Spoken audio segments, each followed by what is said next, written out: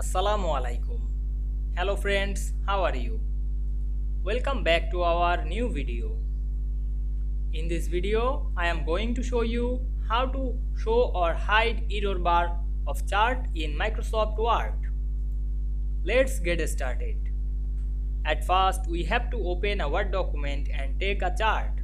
Now we want to show or hide to this chart error bar, click the chart.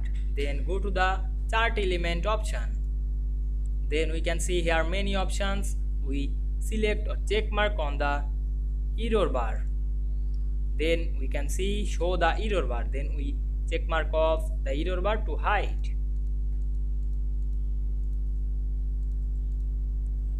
Now we can see here we hide or show the error bar of this chart very easily.